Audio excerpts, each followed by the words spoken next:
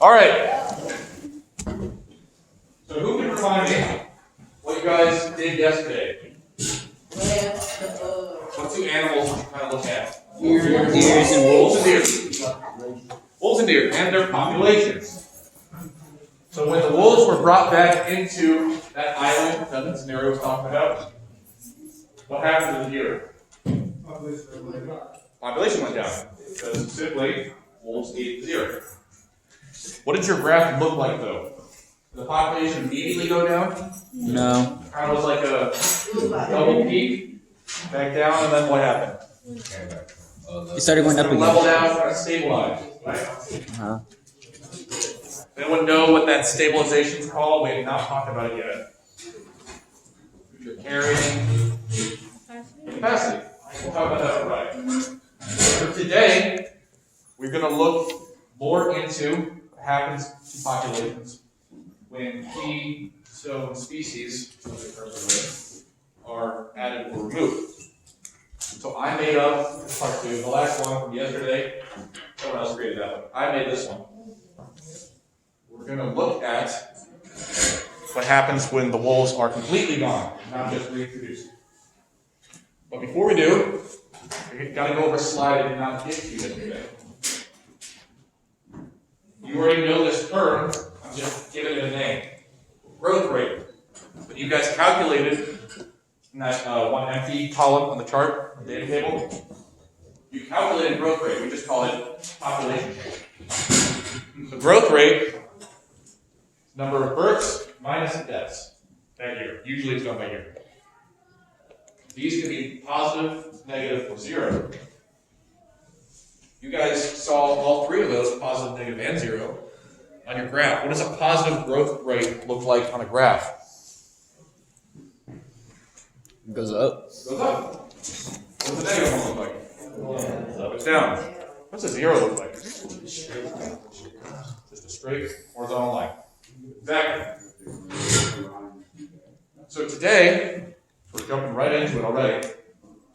I'm going to read the introduction to the lab, because I'm giving a lot of you kind of skipped it.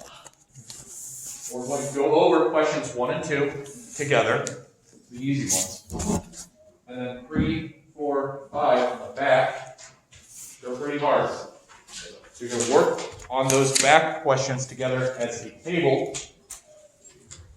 and try to figure out, think about why the different population changes are happening. This is real data. This is not made up. I mean, the numbers are altered a little bit. This is a real scenario. You're going to have to take your time to think about the data, and make inferences like we did a few weeks ago, and defend your answers with the why and how. First, does everyone have one of the new papers? Yes. Okay. Do you need one? All right.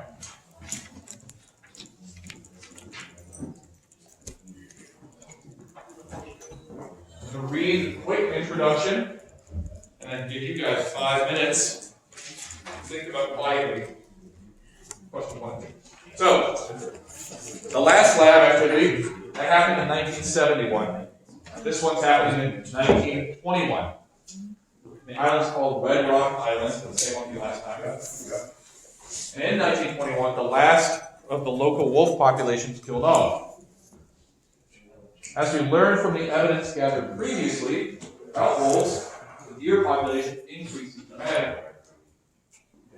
Surprisingly, the extermination, that means killing them all off, of the local wolf population impacted nearly every other species on Red Rock Island, not just the deer. So your goal for today is to figure out why these other populations collapsed or increased after the disappearance of the wolves from the island.